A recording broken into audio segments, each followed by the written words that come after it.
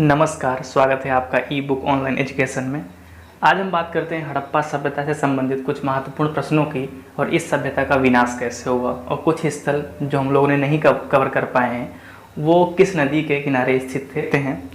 सबसे पहला क्वेश्चन आपका है कि हड़प्पा सभ्यता की जानकारी का प्रमुख स्रोत क्या है। ठीक है, जैसे हमने पहले लेक्चर में बताया था आपको कि खुदाई किस तरीके से हुई थी, वहाँ पे साक्ष्य कैसे कैसे मिले थे। तो ऑप्शन के हिसाब से देखते हैं। पहला आपका शिलालेख, दूसरा पुरातत्व खुदाई, पक्की मिट्टी की मोहरों पर अंकित लेख। देखिए, शिलालेख की बात करें अगर तो शिलालेख जो था अशोक के शासनकाल के मिले हैं, यानी कि ये अशोक कब था, ये मौर्य साम्राज्य में था। ठीक है, पक्की मिट्टी की मोहरों पर अंकित। अब यहाँ पे ऐसा कुछ नहीं बोल, देखो मोहरें तो मिली हैं लेकिन उस पर क्या लिखा हुआ है ये कुछ नहीं, किसी ने नहीं पढ़ पाया अभी तक। और लास्ट क्या है, पुरातत्व खुदाई। अब यहाँ पे क्या हुआ, अब जैसे बताया कि जितने भी स्थल खोजे गए हैं सिंधु सभ्यता के वो सब खुदाई के द्वारा ही प्राप्त हुए हैं।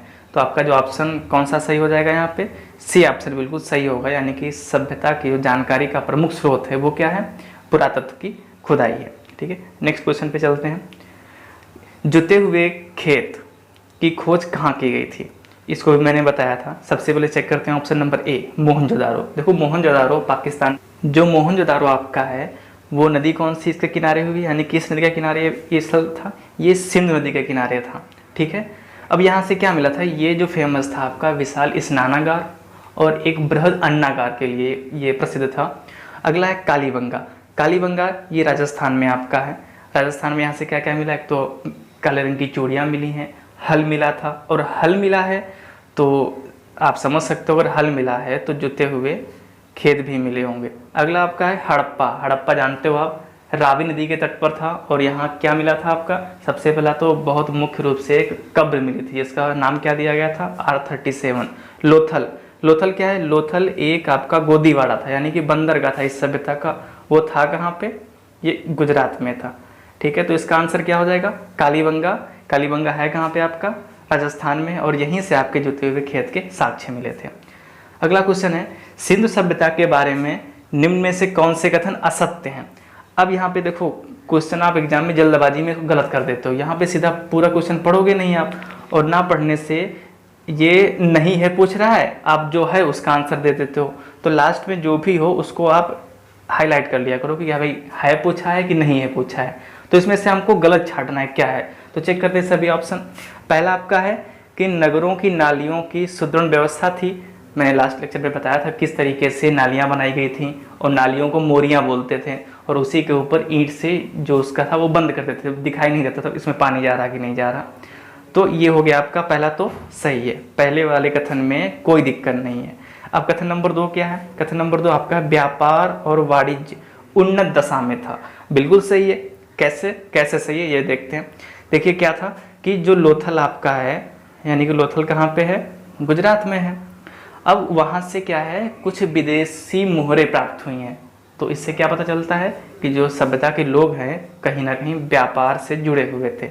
अगला मातृ देवी की, अगला क्या है, मातृ देवी की उपासना की जाती थी। बिल्कुल की जाती थी।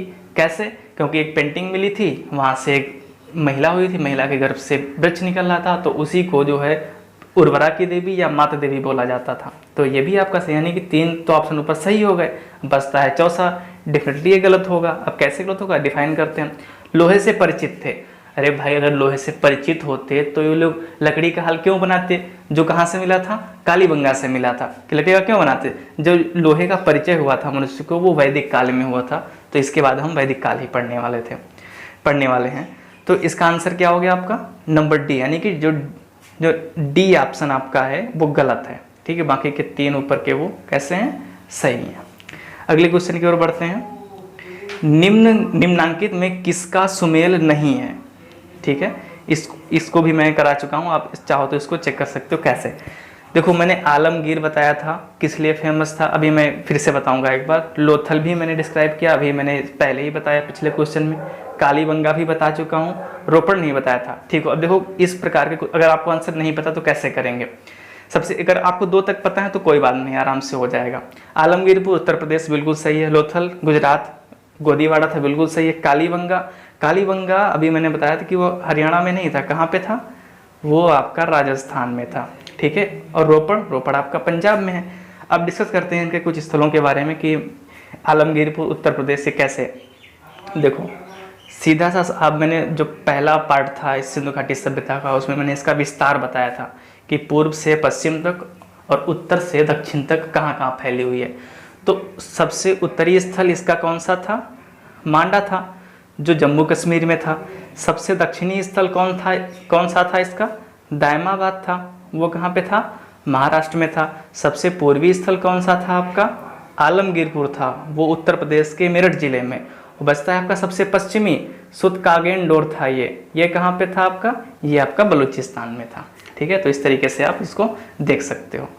अगला आता है सिंधु घाटी सभ्यता का कौन सा स्थान अब पाकिस्तान में है, ठीक है। देखते हैं, कालीबंगा अभी मैंने पीछे डिस्कस किया कि कहाँ पे, राजस्थान में है। लोथल गुजरात में है। आलमगीरपुर अभी आपने देखा कहाँ पे है, उत्तर प्रदेश में। बस्ता कौन सा है, हड़प्पा कहाँ पे है, हड़प्पा पाकिस्तान के पंजाब प्रांत में। नदी कौन सी आपकी है, रावी नदी है। आगे बढ़ते हैं, अगला क्वेश्चन क्या है। हाँ, इस टाइप के क्वेश्चन कैसे करते हैं इसको आप जरा आज सीखिए अच्छे से, क्योंकि अगर इस टाइप से क्वेश्चन आते हैं तो बड़ा दुविधा हो जाती है कैसे करना है। देखिए क्वेश्चन क्या आपका है, स्थापित सिंधु घाटी सभ्यता जिन नदियों के तट पर बसी थी वे थी, यानी कि इसमें आज से आपको नदियाँ चूज करने की कौन कौन सी नदियाँ हैं जिनके किनारे ये सभ्यता पूरी विस्तृत रूप से फैली हुई थी। सिंधु नदी का नाम भी आ चुका है, जो आपका मोहनजोदारो था वो सिंधु नदी के दाएं तट पर स्थित था। झेलम भी आपका, क्योंकि पाकिस्तान में आपकी बहती, तो पाकिस्तान के जो मुख्य रूप से जितने भी स्थल हैं वो इसी आपके पाकिस्तान के जितने भी स्थल हैं वो सब इन्हीं के दोआब में स्थित हैं। अगला चेनाब भी आपका आ चुका है। बचता है गंगा नदी के किनारे अभी तक सिंधु सभ्यता का कोई भी स्थल नहीं पाया गया है, तो इसीलिए गंगा नदी इस ग्रुप में नहीं आएगी। तो बचता क्या, 1 2 3। अब देख लो 1 2 3 कौन सा है, यानी कि बी वाला ऑप्शन आपका करेक्ट हो जाएगा। नेक्स्ट क्वेश्चन क्या है, नेक्स्ट क्वेश्चन आपका है वस्त्रों के लिए कपास की खेती का आरंभ सबसे पहले किसने किया था। इसका भी मैंने डिस्कस किया था। तो इसमें देखते हैं भाई, वस्त्र के लिए देखो मिस्र के लोग नहीं जानते थे कि भाई कपास क्या होता है, ऊन क्या होता है, उन्हें कुछ नहीं पता था। यहाँ पे तो मान लो कोई बात ही नहीं है। मेसोपोटामिया वो भी नहीं जानते थे। अब भारत की जो सिंधु घाटी सभ्यता थी वहाँ पे सबसे पहले कपास उगाई गई, और जो यूनानी लोग थे वो कपास को हिंडन बोलते थे, ठीक है। तो इस तरीके से आपका आंसर क्या हो जाएगा यहाँ पे, भारत की जो सिंधु घाटी सभ्यता है उसी ने सबसे पहले कपास की खेती करना प्रारंभ किया था। अगला क्वेश्चन है, ये देखिए बहुत ही मोस्ट इंपॉर्टेंट क्वेश्चन है, और ये क्वेश्चन कैसे करेंगे आप देखते हैं। निम्न में से कौन से लक्षण सिंधु सभ्यता के लोगों का सही चित्रण करता है, यानी कि इनमें से आपको सही चूज करना है, कौन कौन से कथन सही होंगे। तो सबसे पहला देखते हैं, उनके विशाल महल और मंदिर होते थे।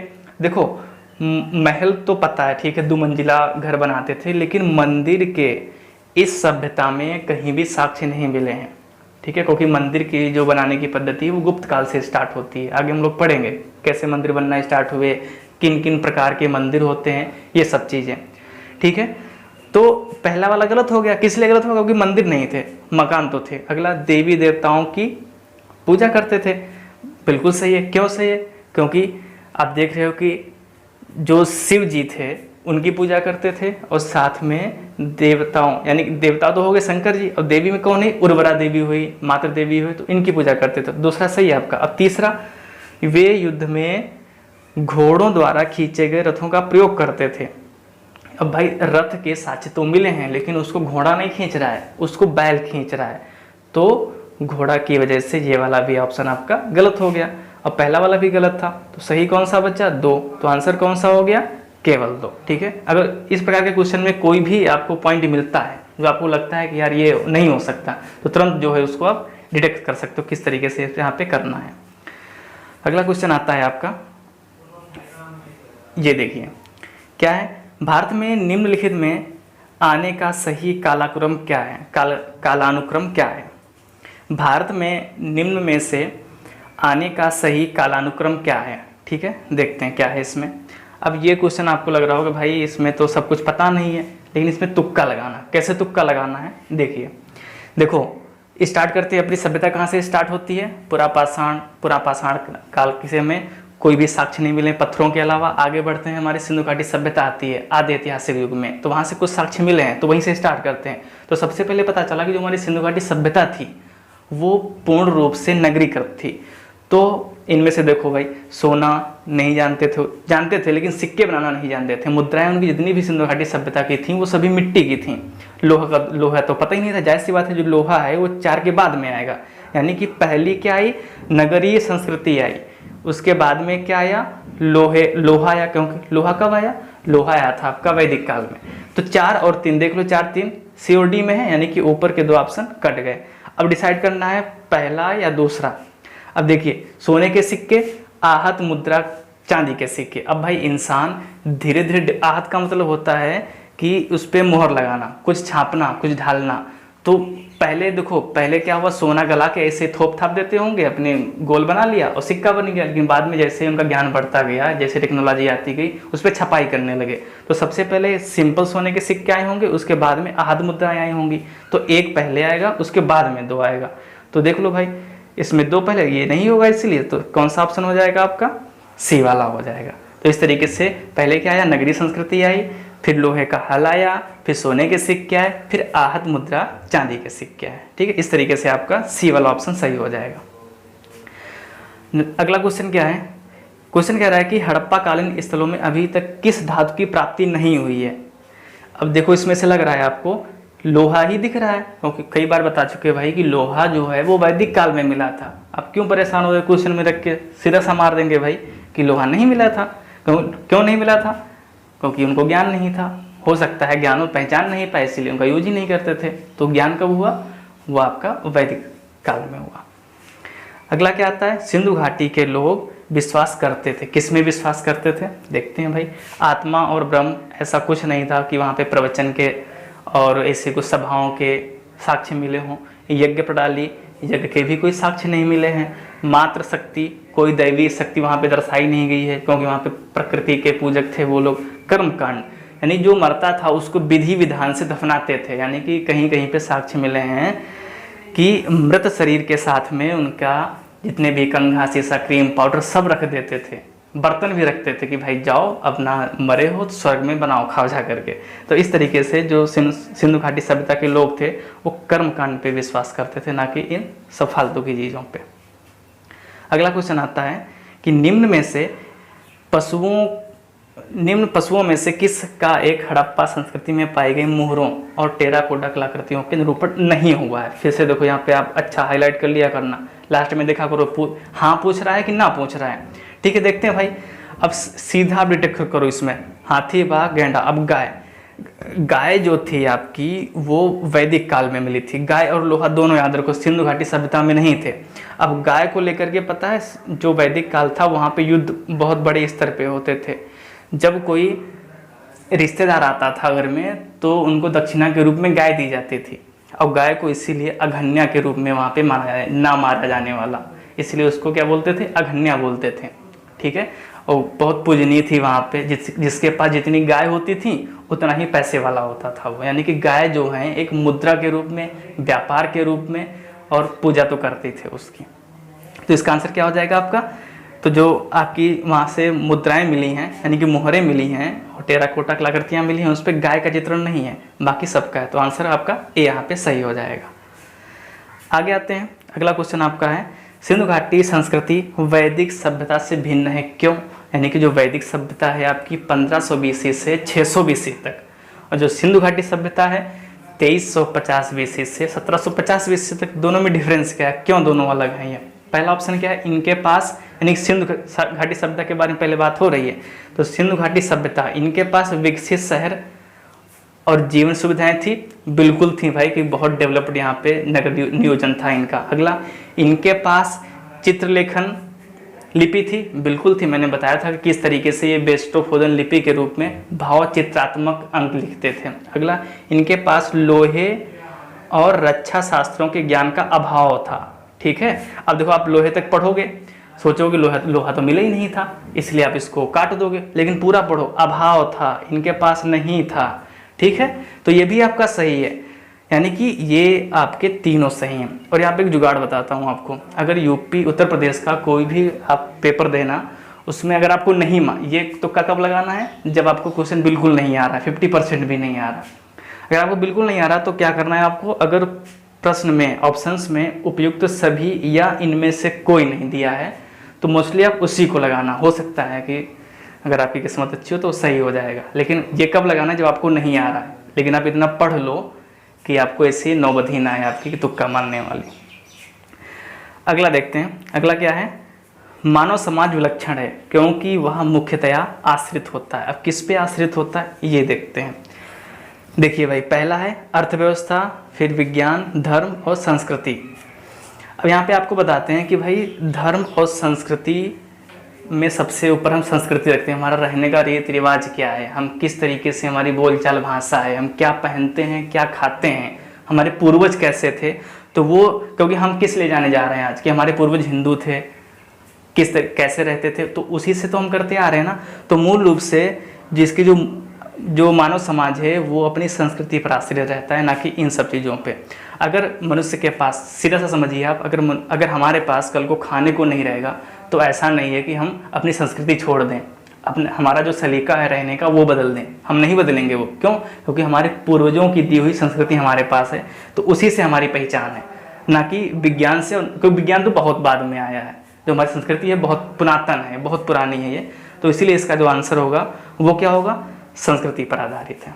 ठीक है, अब यहाँ पे देखिए ये क्या है, सैंधो सभ्यता के विनाश, यानी किस तरीके से इस सभ्यता का विनाश हुआ। यहाँ पे सब इतिहासकारों ने अपना अपना मत दिया है, तो इसको आप अच्छे से देखना, क्योंकि सीधा सा पूछते हैं कि बाढ़ का कारण सिंधु सभ्यता का विनाश है, ये किसने दिया है?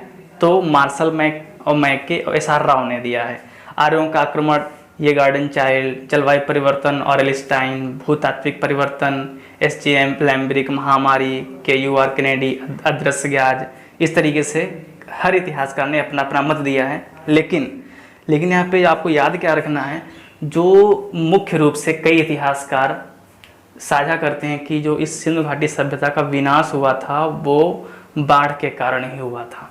ठीक है, रावी या झेलम या आपका सिंधु नदी में बाढ़ आ गई और पूरी की पूरी सभ्यता बह गई। तो आपको पहला वाला ऑप्शन याद रखना है कि किस इतिहासकार ने अपना मत दिया है कि इस सभ्यता का जो विनाश हुआ है वो बाढ़ से हुआ है। अगला, कुछ स्थल हैं और किन नदियों के किनारे बसे हुए हैं, तो ये भी आपको याद रखना है। जैसे मोस्टली तो हम बता चुके हैं, लेकिन जो नहीं है वो यहाँ पे याद रखिए आप। पहला हड़प्पा, रावी है, मोहनजोदारो, सिंधु है, कालीबंगा, घग्गर, लोथल भोगवा, रोपड़ सतलज, मांडा चिनाब, दाइमामात प्रवरा, आलमगीरपुर, हिंडन। अच्छा, प्रवरा किसकी सहायक नदी है? गोदावरी की सहायक नदी है, ये क्वेश्चन भी मैंने पूछा था। सुतकागेंडोर, दास्क और भगवानपुरा, ये आपकी सरस्वती नदी। तो इस तरीके से आपका चाहो तो इसका स्क्रीनशॉट भी ले सकते हो। तो आपको याद रखना है, अच्छे से रट्टा मारना है इनको। इस तरीके से आपका ये सिंधु घाटी सभ्यता का जो पार्ट है वो खत्म होता है। इसके आगे हम लोग वैदिक सभ्यता शुरू करेंगे। ठीक है, कुछ रह गया तो आपने जो भी आपका सोर्स हो बुक का उसको पढ़ लीजिएगा। उससे मैंने कोशिश किया है कि पूरा का पूरा कवर हो जाए। कैसा लगा कमेंट सेक्शन में ज़रूर बताइए। धन्यवाद।